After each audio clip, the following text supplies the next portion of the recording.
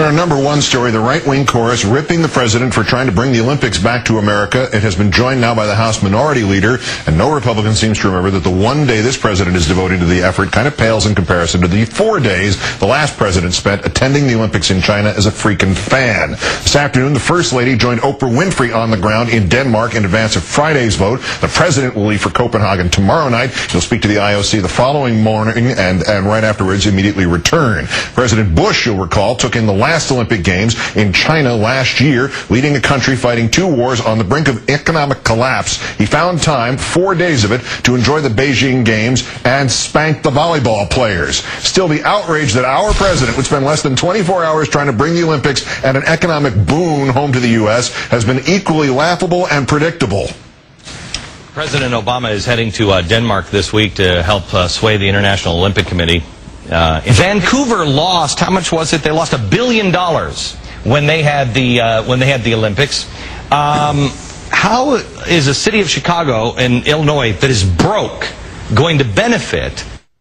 The opening ceremonies for the Vancouver Olympics are on February 12th, 2010. They can't have lost or made anything because it hasn't happened yet, Biff. Then there are the official Republican mouthpieces. Michael Steele in a conference call with reporters yesterday. The goal should be creating, not job opportunities 7 years from now, but job opportunities today. And if the priority is the Olympics in 7 years, okay, then tell the nation that's the priority, and that's what we should be focused on, because we'll create jobs then, and we won't worry about it between now and 2016. Yeah, see, you'd have jobs now building stuff for 7 years from now, Mike. They don't put up the Olympics facilities overnight like a circus tent. And this morning, House Minority Leader Boehner picked up on the anti-Olympic stupidity. He's the president of the United States, not the mayor of Chicago. And the problems we have here at home affect all Americans, and that's where his attention ought to be. Oh, good. You know who's who now.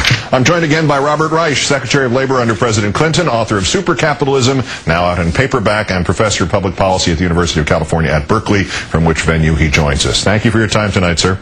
Good evening, Keith. You want to briefly explain that complex economic principle that argues against Mr. Steele's belief that the Olympics starting in the summer of 2016 only means jobs start in the summer of 2016?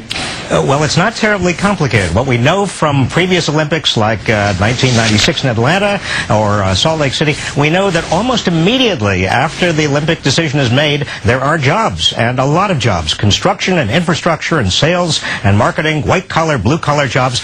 This is a jobs machine. Starts right away. Sports and economic analysis are always dangerous things to mix, especially when it comes to pro sports. But do you think the games in Chicago would boost the economy, or would it cost the U.S. money? Well, undoubtedly, boosting the economy is what we've seen in previous Olympics. In fact, an independent study done by the dean of the business school at Cal State, California State in Sacramento, found about $22.5 billion of net new economic activity in the Chicago area, but also the entire Great Lakes area from the Olympics. So that's a big amount of money. The White House press secretary, Mr. Gibbs, was asked about Mr. Steele's comments, and he responded with his own question. Who is he rooting for? Was the White House successful in framing this? I mean, if the Republicans criticize the trip, they're in fact rooting against America?